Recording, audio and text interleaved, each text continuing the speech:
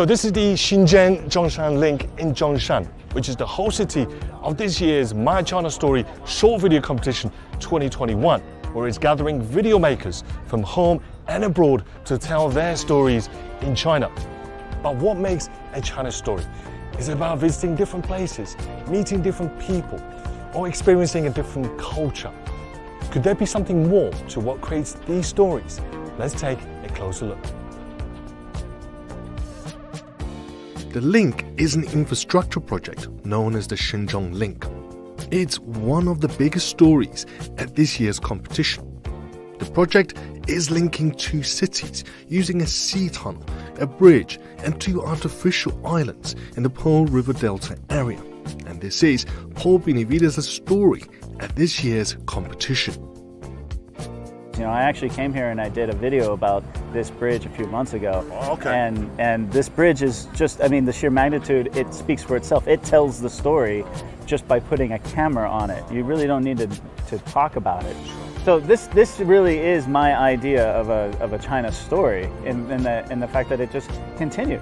It never stops. And this bridge, once it's done, there's going to be another bridge to build and another piece of infrastructure to build, and we're going to be there to tell that story too. But Paul's fascination with China comes from the days when he served in the United States Army. He traveled around a lot. That made him want to explore different cultures, and when the chance came, he arrived in China.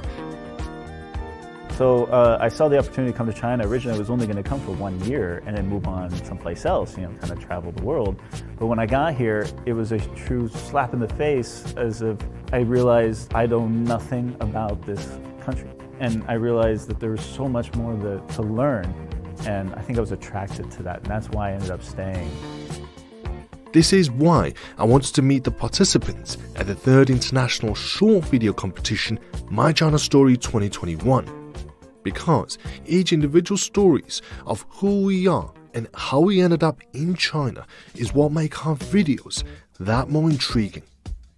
So my name's Brenna, my Chinese name is Nana, this is my husband Chance, and we fell in love with China, how many years ago?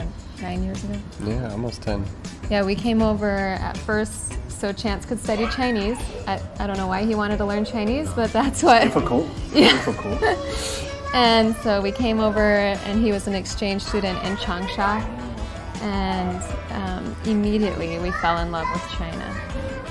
I feel like us personally, we're on this journey, really breaking down barriers and misconceptions that we had about China, getting to know ourselves in this context as well. And definitely because it is our life and it's our kids involved too. I don't want it to be this curated and planned thing, as you can see. You know, I wanted it to just kind of fit into our lifestyle, not disrupt it. How would you describe your video in terms of the story? How would you sum it up? It's just the lifestyle of an American family living in China. It goes from culture to just daily stuff that we do with our kids. So some of our videos end up looking very normal, and then some of them are very immersed and deeply into Chinese culture. So you get a mix of just a family living a life.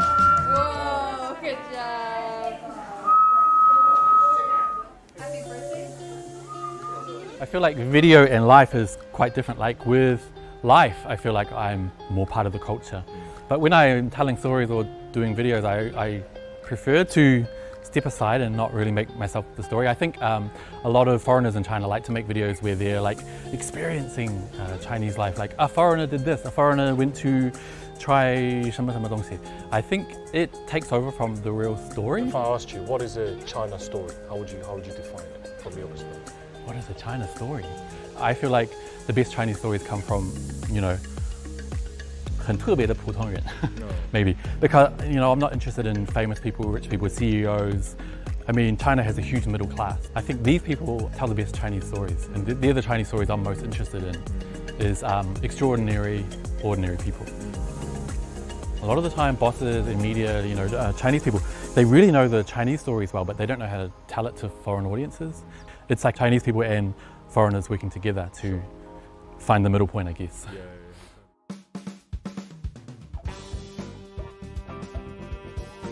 in the international co-production, I think the whole purpose or the highest principle is we can find the drawings for domestic audience as well as for the international audiences. I think the purpose is to merge the difference rather than to demonstrate the difference. Now, so what do you think about this competition, for example? What do you think about the event itself and also the videos that you've seen? I think it's a very good communication and exchange of opinions and ideas. Content is becoming more and more global, but at the same time, content is also becoming very regional. Respect is a good thing to have, differences is a good thing to have, but it's how you merge them together. So, what makes a China story? It could be about the observations of what we see, or our understanding of what we experience. But one thing that our stories stay true to is our individuality. It's all about how we see China differently. I'm in Zhongshan. Stay tuned when China Matters.